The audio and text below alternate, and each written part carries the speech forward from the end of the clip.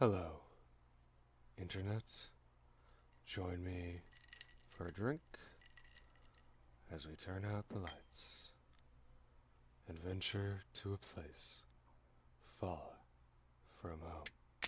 Day had dawned cold and gray when the man turned aside from the main Yukon Trail. He climbed the high earth bank where a little traveled trail led east through the pine forest. It was a high bank, and he paused to breathe at the top. He excused the act to himself by looking at his watch. It was 9 o'clock in the morning. There was no sun or promise of sun, although there was not a cloud in the sky. It was a clear day. However, there seemed to be an indescribable darkness over the face of things. That was because the sun was absent from the sky. This fact did not worry the man. He was not alarmed by the lack of sun. It had been days since he had seen the sun. The man looked along the way he had come. The Yukon lay a mile wide and hidden under 3 feet of ice. On top of this ice were as many feet of snow. It was all pure white, north and south, as far as his eye could see. It was an unbroken white. The one thing that relieved the whiteness was a thin, dark line that curved from the pine-covered island to the south. It curved into the north, where it disappeared behind another pine-covered island. This dark line was the trail, the main trail. It led south 500 miles to the Chilkoot Pass and salt water. It led north 75 miles to Dawson, and still farther onto the north 1,000 miles to Nulato, and finally to St. Michael on Bering Sea, 1,000 miles and half 1,000 more.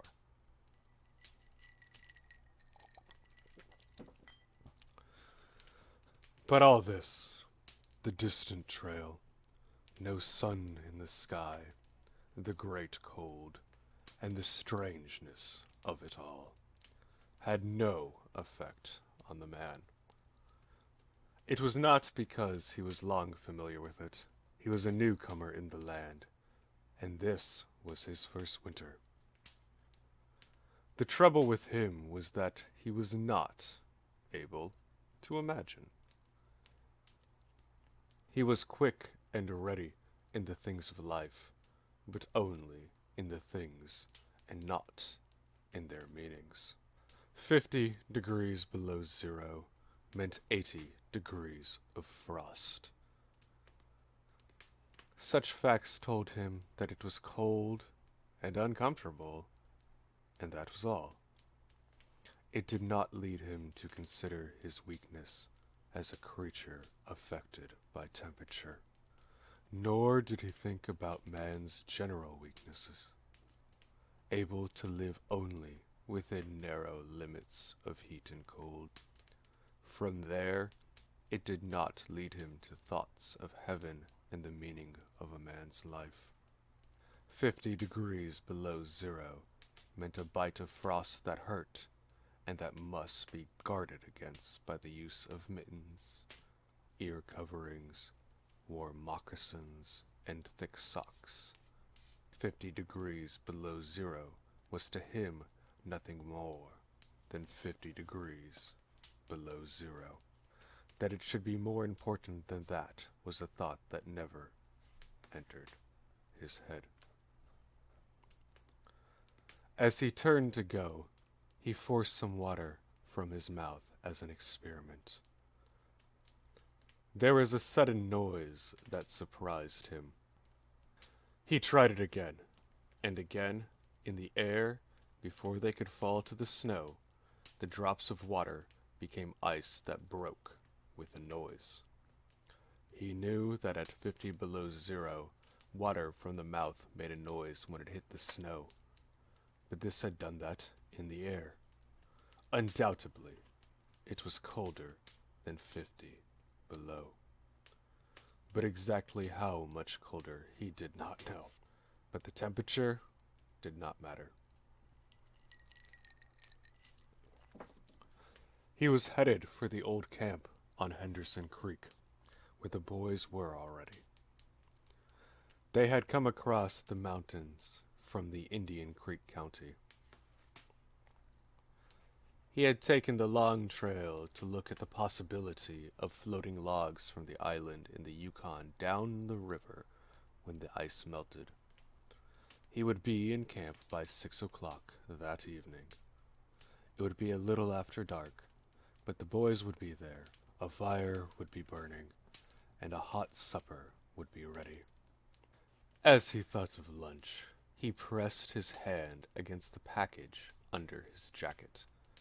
It was also under his shirt, wrapped in a handkerchief and lying for warmth against the naked skin. Otherwise, the bread would freeze. He smiled contentedly to himself as he thought of those pieces of bread, each of which enclosed a generous portion of cooked meat. He plunged among the big pine trees. The trail was not well marked here. Several inches of snow had fallen since the last sled passed. He was glad he was without a sled. Actually, he carried nothing but the lunch wrapped in the handkerchief. He was surprised, however, at the cold. It certainly was cold, he decided, as he rubbed his nose and face with his mittened hand.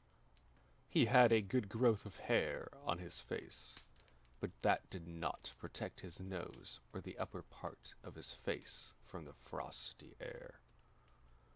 Following at the man's heels was a big native dog.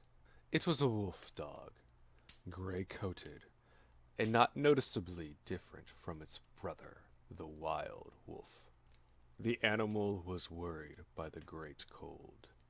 It knew that this was no time for traveling. Its own feeling was closer to the truth than the man's judgment. In reality, it was not merely colder than 50 below zero. It was colder than 60 below, then 70 below. It was 75 below zero. Because the freezing point is 32 above zero, it meant that there were 107 degrees of frost. The dog did not know anything about temperatures. Possibly in its brain there is no understanding of a condition of very cold, such as was in the man's brain. But the animal sensed danger. Its fear made it question eagerly every movement of the man, as if expecting him to go into camp or to seek shelter somewhere and build a fire. The dog had learned about fire, and it wanted fire. Otherwise, it would dig itself into the snow and find shelter from the cold air. The frozen moistness of its breathing had settled on its fur in a fine powder of frost. The hair on the man's face was similarly frosted, but more solidly. It took the form of ice and increased with every warm, moist breath from his mouth. Also, the man had tobacco in his mouth. The ice held his lips so tightly together that he could not empty the juice from his mouth. The result was a long piece of yellow ice hanging from his lips. If he fell down, it would break, like glass, into many pieces. He expected the ice formed by the tobacco juice, having been out twice before when it was very cold. But it had not, been as cold as this, he knew. He continued through the level forest for several miles. Then he went down a bank to the frozen path of a small stream.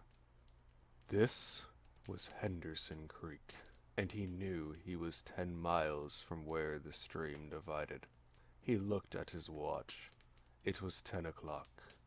He was traveling at the rate of 4 miles an hour. Thus, he figured that he would arrive where the stream divided at 12:30. He decided that he would eat his lunch when he arrived there. The dog followed again at his heels, with its tail hanging low, as the man started to walk along the frozen stream. The old sled trail could be seen, but a dozen inches of snow covered the marks of the last sleds. In a month, no man had traveled up or down that silent creek. The man went steadily ahead. He was not much of a thinker. At that moment, he had nothing to think about, except that he would eat lunch at the stream's divide, and that at 6 o'clock he would be in camp with the boys. There was nobody to talk to, and, had there been, speech would not have been possible because of the ice around his mouth. Once in a while the thought repeated itself that it was very cold, and that he had never experienced such cold. As he walked along, he rubbed his face and nose with the back of his mittened hand. He did this without thinking, frequently changing his hands. With all his rubbing, the instant he stopped, his face and nose became numb. His face would surely be frozen. He knew that, and he was sorry that he had not worn the sort of nose guard Bud wore when it was cold. Such a guard passed across the nose and covered the entire face. But it did not matter much, he decided. What was a little frost? A bit painful, that was all. It was never serious.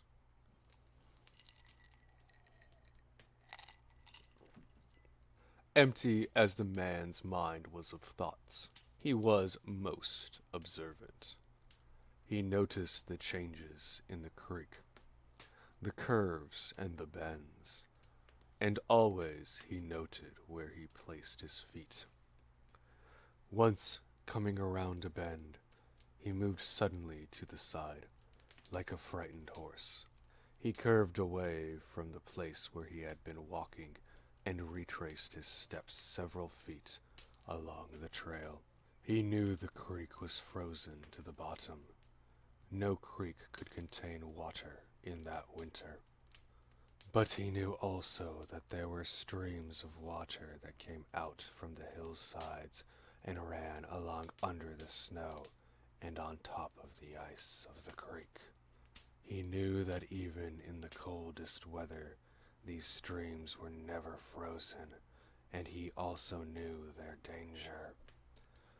They hid pools of water under the snow that might be 3 inches deep, or 3 feet. Sometimes a skin of ice half an inch thick covered them, and in turn was covered by the snow. Sometimes there was both water and thin ice, and when man broke through, he could get very wet. That is why he had jumped away so suddenly. He had felt the ice move under his feet. He had also heard the noise of the snow-covered ice skin breaking. And to get his feet wet in such a temperature meant trouble and danger. At the very least, it meant delay, because he would be forced to stop and build a fire. Only under its protection could he bare his feet while he dried his socks and moccasins. He stood and studied the creek bottom and its banks. He decided that the flowing stream of water came from the right side. He thought a while, rubbing his nose and face. Then he walked to the left. He stepped carefully and tested the ice at each step. Once away from the danger, he continued at his 4-mile pace. During the next 2 hours, he came to several similar dangers. Usually the snow above the pools had a sunken appearance. However, once again he came near to falling through the ice. Once, sensing danger, he made the dog go ahead. The dog did not want to go. It hesitated until the man pushed it forward. Then it went quickly across the white, unbroken surface. Suddenly, it fell through the ice, but climbed out on the other side, which was firm. It had wet its feet and legs. Almost immediately, the water on them turned to ice. The dog made quick efforts to get the ice off its legs. Then it lay down in the snow and began to bite out the ice that had formed between the toes. The animal knew enough to do this. To permit the ice to remain would mean sore feet. It did not know this. It merely obeyed the commands that arose from the deepest part of its being. But the man knew these things, having learned them from experience. He removed the mitten from his right hand and helped the dog tear out pieces of ice. He did not bare his fingers more than a minute, and was surprised to find that they were numb. It certainly was cold. He pulled on the mitten quickly and beat the hand across his breast. At 12 o'clock the day was at its brightest, yet the sun did not appear in the sky. At 12:30, on the minute, he arrived at the divide of the creek. He was pleased by the rate of his speed. If he continued, he would certainly be with the boys by 6 o'clock that evening. He unbuttoned his jacket and shirt and pulled forth his lunch. The action took no more than a quarter of a minute, yet in that brief moment the numbness touched his bare fingers. He did not put the mitten on, but instead struck the fingers against his leg. Then he sat down on a snow-covered log to eat. The pain that followed the striking of his fingers against his leg ceased so quickly that he was frightened. He had not had time to take a bite of his lunch. He struck the fingers repeatedly and returned them to the mitten. Then he bared the other hand for the purpose of eating. He tried to take a mouthful, but the ice around his mouth prevented him. Then he knew what was wrong. He had forgotten to build a fire and warm himself. He laughed at his own foolishness. As he laughed, he noted the numbness in his bare fingers. Also, he noted that the feeling which had come to his toes when he sat down was already passing away. He wondered whether his toes were warm or whether they were numb. He moved them inside the moccasins and decided that they were numb. He pulled the mitten on hurriedly and stood up. He was somewhat frightened. He stamped forcefully until the feeling returned to his feet. It certainly was cold, was his thought. The man from Sulphur Creek had spoken the truth when telling how cold it sometimes got in this country. And he had laughed at him at the time. That showed one must not be too sure of things. There was no mistake about it. It was cold. He walked a few steps, stamping his feet and waving his arms, until reassured by the returning warmth. Then he took some matches and proceeded to make a fire. In the bushes, the high water had left a supply of sticks. From here he got wood for his fire. Working carefully from a small beginning, he soon had a roaring fire. Bending over the fire, he first melted the ice from his face. With the protection of the fire's warmth, he ate his lunch. For the moment, the cold had been forced away. The dog took comfort in the fire, lying at full length close enough for warmth and far enough away to escape being burned. When the man had finished eating, he filled his pipe with tobacco and had a comfortable time with a smoke. Then he pulled on his mittens, settled his cap firmly about his ears, and started along the creek trail toward the left. The dog was sorry to leave and looked toward the fire. This man did not know cold. Possibly none of his ancestors had known cold, real cold. But the dog knew, and all of its family knew.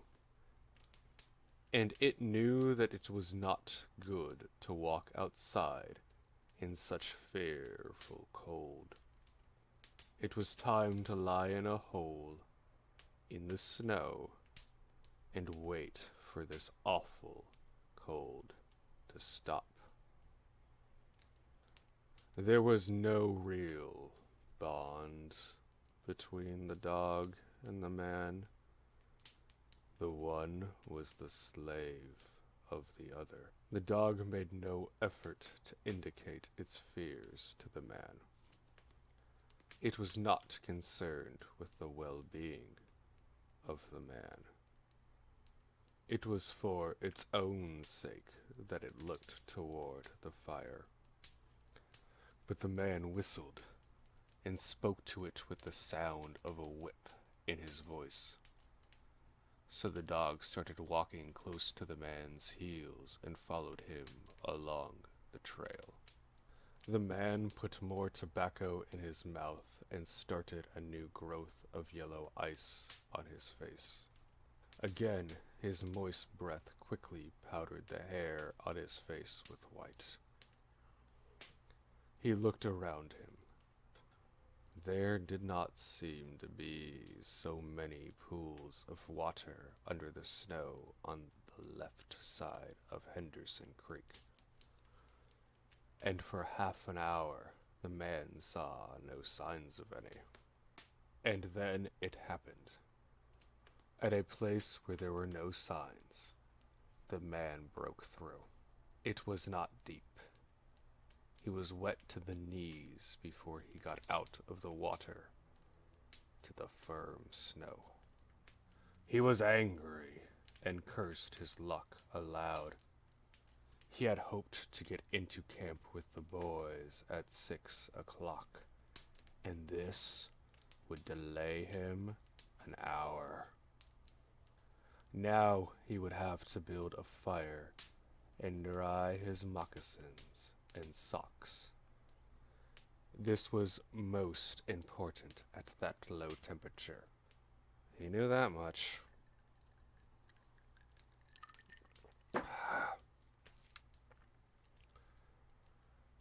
So he turned aside to the bank, which he climbed.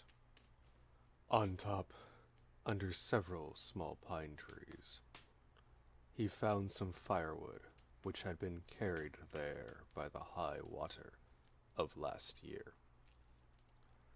There were some sticks, but also larger branches and some dry grasses. He threw several large branches on top of the snow. This served for a foundation and prevented the young flame from dying in the wet snow. He made a flame by touching a match to a small piece of tree bark that he took from his pocket. This burned even better than paper. Placing it on the foundation, he fed the young flame with pieces of dry grass and with the small, dry sticks. He worked slowly and carefully, realizing his danger. Gradually, as the flame grew stronger, he increased the size of the sticks with which he fed it. He sat in the snow, pulling the sticks from the bushes under the trees and feeding them directly to the flame. He knew he must not fail. When it is 75 below zero, a man must not fail in his first attempt to build a fire. This is especially true if his feet are wet.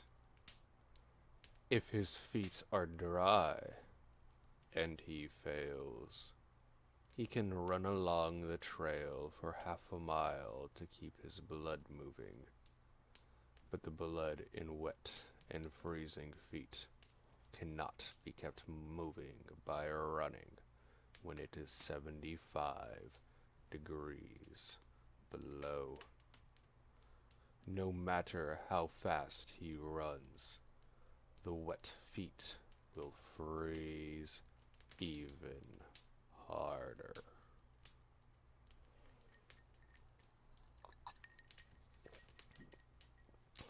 All this the man knew.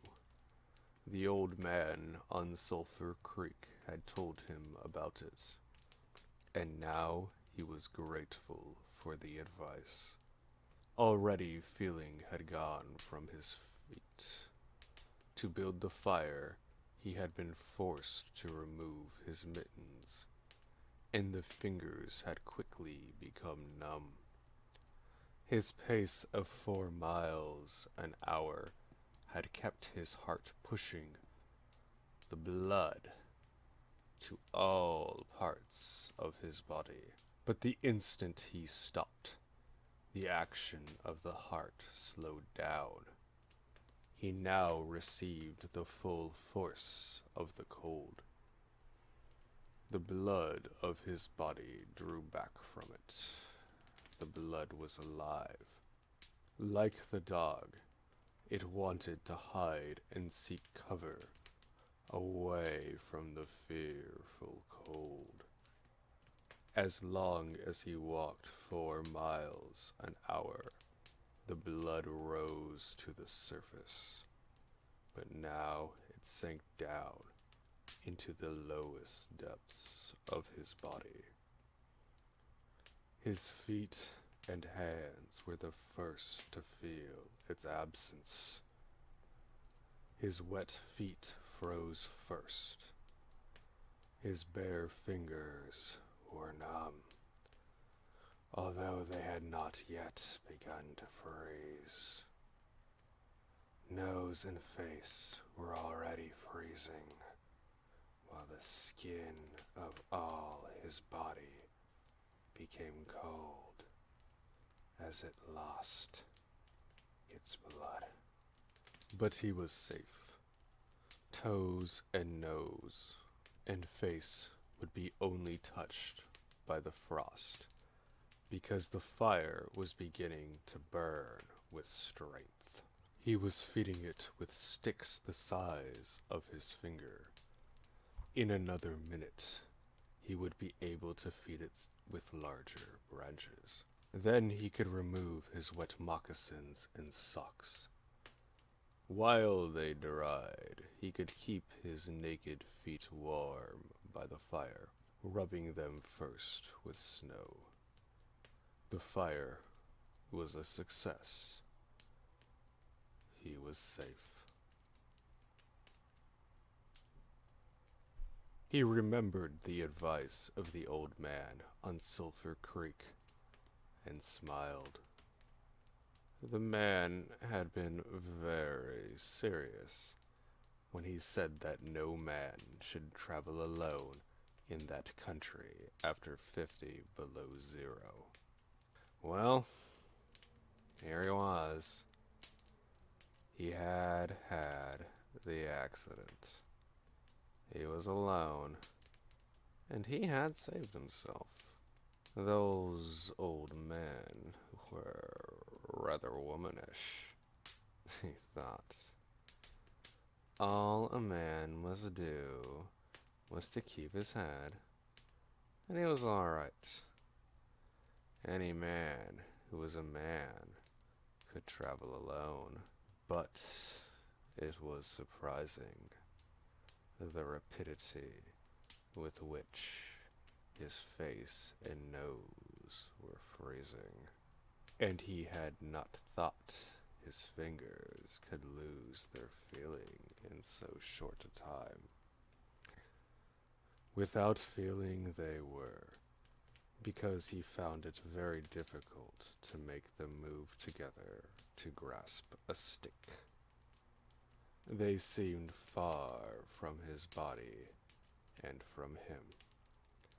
When he touched a stick, he had to look at it to see whether or not he was holding it, all of which mattered little. There was the fire, promising life with every dancing flame.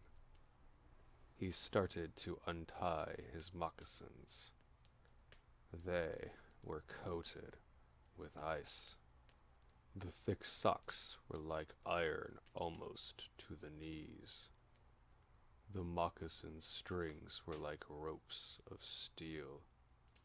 For a moment he pulled them with his unfeeling fingers. Then, realizing the foolishness of it, he grasped his knife. But before he could cut the strings, it happened. It was his own fault, or instead, his mistake. He should not have built the fire under the pine tree. He should have built it in an open space, but it had been easier to pull the sticks from the bushes and drop them directly on the fire. Now the tree under which he had done this carried a weight of snow on its branches. No wind had been blowing for weeks, and each branch was heavy with snow. Each time he pulled a stick, he shook the tree slightly. There had been just enough movement to cause the awful thing to happen. High up in the tree, one branch dropped its load of snow. This snow fell on the branches beneath. This process continued, spreading through the whole tree. The snow fell without warning upon the man and the fire was dead. Where it had burned was a pile of fresh snow. The man was shocked. It was like hearing his own judgment of death. For a moment he sat and stared at the spot where the fire had been. Then he grew very calm. Perhaps the old man on Sulphur Creek was right. If he had a companion on the trail, he would be in no danger now. The companion could have built the fire. Now he must build the fire again, and the second time he must not fail. Even if he succeeded, he would be likely to lose some toes. His feet must be badly frozen by now, and there would be some time before the second fire was ready. Such were his thoughts, but he did not sit and think them. He was busy all the time they were passing through his mind. He made a new foundation for a fire, this time in the open space, where no tree would be above it. Next, he gathered dry grasses and tiny sticks. He could not bring his fingers together to pull them out of the ground, but he was able to gather them by the handful. In this way, he also got many pieces that were undesirable, but it was the best he could do. He worked carefully, even collecting an armful of the larger branches to be used later when the fire gathered strength. And all the while the dog sat and watched him. There was an anxious look in its eyes, because it depended upon him as the fire provider, and the fire was slow in coming. When all was ready, the man reached into his pocket for the second piece of tree bark. He knew the bark was there, although he could not feel it with his fingers. He tried again and again, but he could not grasp it. And all the time, in his mind, he knew that each instant his feet were freezing. This thought alarmed him, but he fought against it and kept calm. He pulled on his mittens with his teeth and began swinging his arms. Then he could beat his hands with all his strength against his sides. He did this while he was sitting down. Then he stood up to do it. All the while the dog sat in the snow, its tail curled warmly over its feet, and its sharp wolf ears bent forward as it looked at the man. And the man, as he waved his arms and hands, looked with longing at the creature that was warm and secure in the covering provided by nature. After a time, he began to notice some feeling in his beaten fingers. The feeling grew stronger until it became very painful.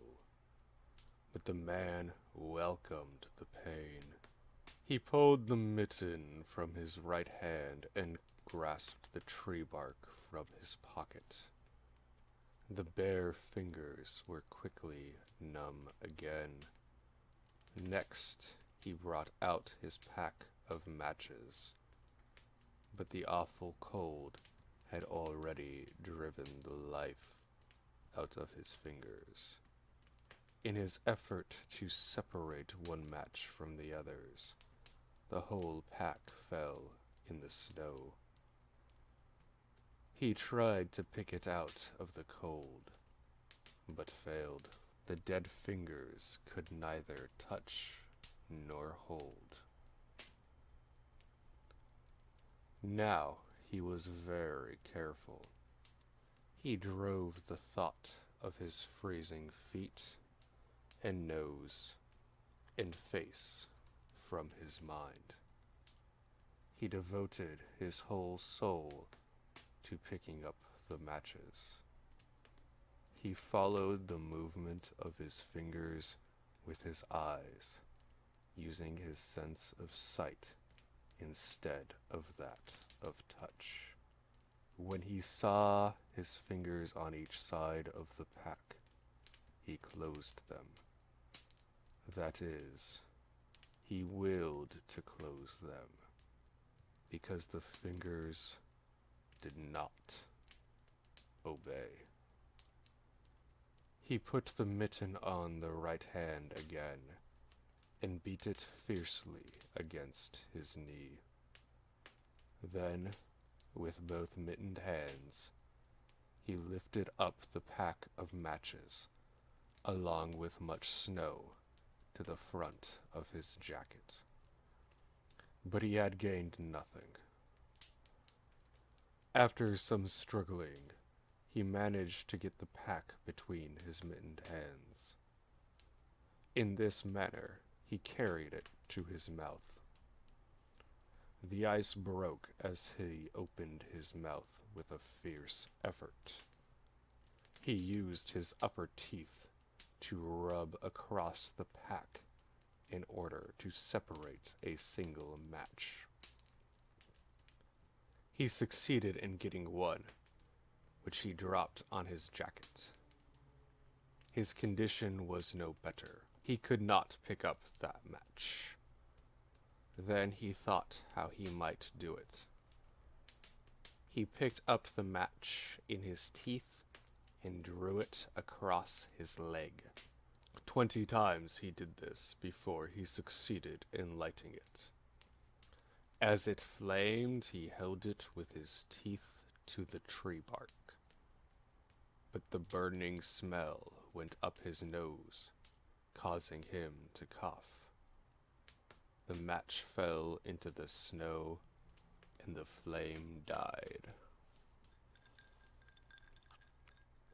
The old man on Sulphur Creek was right, he thought in the moment of controlled despair that followed.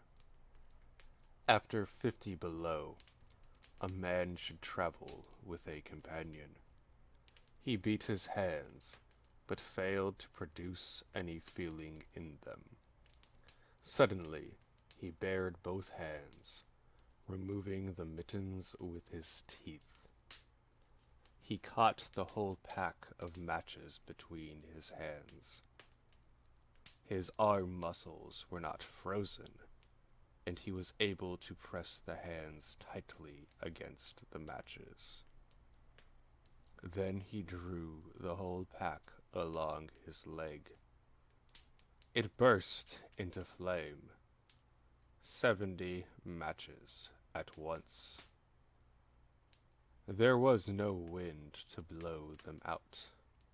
He kept his head to one side to escape the burning smell, and he held the flaming pack to the tree bark. As he so held it, he noticed some of the feeling in his hand. His flesh was burning. He could smell it. The feeling developed into pain. He continued to endure it. He held the flame of the matches to the bark that would not light readily because his own burning hands were taking most of the flame. Finally, when he could endure no more, he pulled his hands apart. The flaming match fell into the snow, but the tree bark was burning. He began laying dry grasses and the tiniest sticks on the flame. He could not choose carefully, because they must be pieces that could be lifted between his hands. Small pieces of green grass stayed on the sticks, and he bit them off as well as he could with his teeth. He treated the flame carefully. It meant life, and it must not cease. The blood had left the surface of his body, and he now began to shake from the cold. A large piece of wet plant fell on the little fire. He tried to push it out with his fingers. His shaking body made him push it too far, and he scattered the little fire over a wide space. He tried to push the burning grasses and sticks together again. Even with the strong effort that he made, his trembling fingers would not obey, and the sticks were hopelessly scattered. Each stick smoked a little and died. The fire provider had failed. As he looked about him, his eyes noticed the dog sitting across the ruins of the fire from him. It was making uneasy movements, slightly lifting one foot, and then the other. The sight of the dog put a wild idea into his head. He remembered the story of the man, caught in a storm, who killed an animal and sheltered himself inside the dead body, and thus was saved. He would kill the dog and bury his hands in the warm body until feeling returned to them. Then he could build another fire. He spoke to the dog, calling it to him. But in his voice was a strange note of fear that frightened the animal. It had never known the man to speak in such a tone before. Something was wrong in its sensed danger. It knew not what danger, but somewhere in its brain arose a fear of the man. It flattened its ears at the sound of the man's voice. Its uneasy movements and the liftings of its feet became more noticeable. But it would not come to the man. He got down on his hands and knees and went toward the dog. But this unusual position again excited fear, and the animal moved away.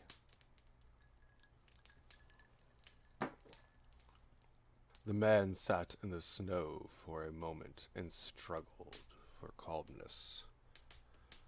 Then he pulled on his mittens, using his teeth. And then he stood on his feet. He glanced down to assure himself that he was really standing, because lack of feeling in his feet gave him no relation to the earth. His position, however, removed the fear from the dog's mind. When he commanded the dog with his usual voice, the dog obeyed and came to him. As it came within his reach, the man lost control. His arms stretched out to hold the dog, and he experienced real surprise when he discovered that his hands could not grasp. There was neither bend nor feeling in his fingers. He had forgotten for the moment that they were frozen and that they were freezing more and more. All this happened quickly and before the animal could escape, he encircled its body with his arms. He sat down in the snow, and in this fashion held the dog, while it barked and struggled. But it was all he could do, hold its body encircled in his arms and sit there. He realized that he could not kill the dog. There was no way to do it.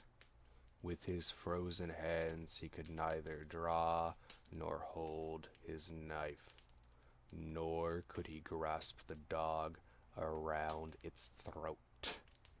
He freed it, and it dashed away wildly, still barking. It stopped 40 feet away and observed him curiously, with ears sharply bent forward. The man looked down at his hands to locate them and found them hanging on the end of his arms. He thought it curious that it was necessary to use his eyes to discover where his hands were. He began waving his arms, beating the mittened hands against his sides. He did this for 5 minutes. His heart produced enough blood to stop his shaking, but no feeling was created in his hands. A certain fear of death came upon him. He realized that it was no longer a mere problem of freezing his fingers and toes, or of losing his hands and feet. Now it was a problem of life and death, with the circumstances against him. The fear made him lose control of himself, and he turned and ran along the creek bed on the old trail. The dog joined him and followed him closely. The man ran blindly in such fear as he had never known in his life. Slowly, as he struggled through the snow, he began to see things again. The banks of the creek, the bare trees, and the sky. The running made him feel better. He did not shake anymore. Maybe, if he continued to run, his feet would stop freezing. Maybe, if he ran far enough, he would find the camp and the boys. Without doubt, he would lose some fingers and toes and some of his face. But the boys would take care of him and save the rest of him when he got there. And at the same time, there was another thought in his mind that said he would never get to the camp and the boys. It told him that it was too many miles away, and that the freezing had too great a start, and that he would soon be dead. He pushed this thought to the back of his mind and refused to consider it.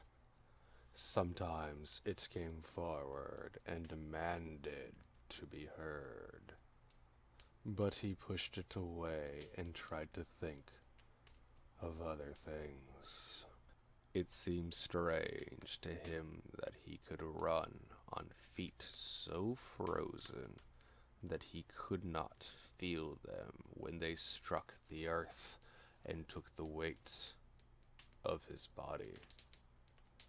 He seemed to be flying above the surface and to have no connection with the earth.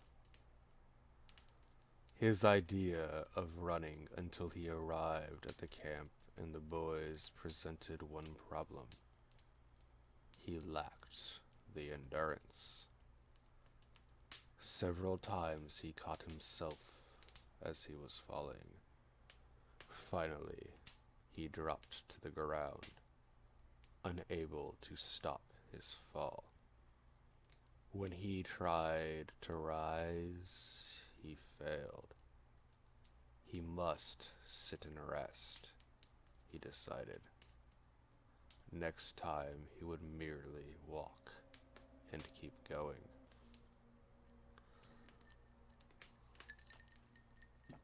As he sat and regained his breath, he noted that he was feeling warm and comfortable. He was not shaking, and it even seemed that a warm glow had come to his body. And yet, when he touched his nose or face, there was no feeling. Running would not bring life to them, nor would it help his hands and feet. Then the thought came to him that the frozen portions of his body must be increasing. He tried to keep this thought out of his mind and to forget it. He knew that such thoughts caused a feeling of fright in him, and he was afraid of such feelings. But the thought returned and continued until he could picture his body totally frozen. This was too much, and again he ran wildly along the trail. Once he slowed to a walk, but the thought that the freezing of his body was increasing made him run again. And all the time the dog ran with him, at his heels. When he fell a second time, the dog curled its tail over its feet and sat in front of him, facing him, curiously eager. The warmth and security of the animal angered him. He cursed it until it flattened its ears. This time the shaking because of the cold began more quickly. He was losing his battle with the frost. It was moving into his body from all sides. This thought drove him forward, but he ran no more than 100 feet when he fell head first. It was his last moment of fear. When he had recovered his breath and his control, he sat and thought about meeting death with dignity. However, the idea did not come to him in exactly this manner. His idea was that he had been acting like a fool. He had been running around like a chicken with its head cut off. He was certain to freeze in his present circumstance, and he should accept it calmly. With this newfound peace of mind came the first sleepiness. A good idea, he thought, to sleep his way to death. Freezing was not as bad as people thought. There were many worse ways to die. He pictured the boys finding his body the next day. Suddenly, he saw himself with them, coming along the trail and looking for himself. And, still with them, he came around a turn in the trail and found himself lying in the snow. He did not belong with himself anymore. Even then, he was outside of himself, standing with the boys and looking at himself in the snow. It certainly was cold, was his thought. When he returned to the United States, he could tell the folks what real cold was. His mind went from this to the thought of the old man of Sulphur Creek. He could see him quite clearly, warm and comfortable, and smoking a pipe. "You're right, old fella. You're right," he murmured to the man of Sulphur Creek. Then the man dropped into what seemed to him the most comfortable and satisfying sleep he had ever known. The dog sat facing him and waiting. The brief day ended in a long evening. There were no signs of a fire to be made. Never, in the dog's experience, had it known a man to sit there like that in the snow and make no fire. As the evening grew darker, its eager longing for the fire mastered it. With much lifting of its feet, it cried softly. Then it flattened its ears, expecting the man to curse. But the man remained silent. Later, the dog howled loudly, and still later, it moved close to the man and caught the smell of death. This made the animal back away. A little longer it delayed, howling under the stars that leaped and danced and shone brightly in the cold sky. Then it turned and ran along the trail toward the camp it knew, where there were other food providers and fire providers. Alright, so that was To Build a Fire by Jack London, the 1908 version. Same guy who did Call of the Wild. There's a earlier version, I believe 1902, that's a little bit less graphic. The person doesn't die. I don't think that they're named. I think they're still unnamed. I don't know.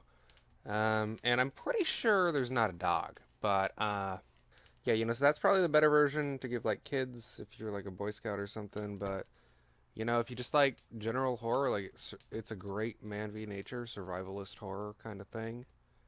Really illustrates the ego of man and how insignificant. Like, do you think the fucking Yukon's bad, man? Fuck, I want a fucking horror story where someone gets trapped in a fucking sub doing the Mariana Trench or some shit.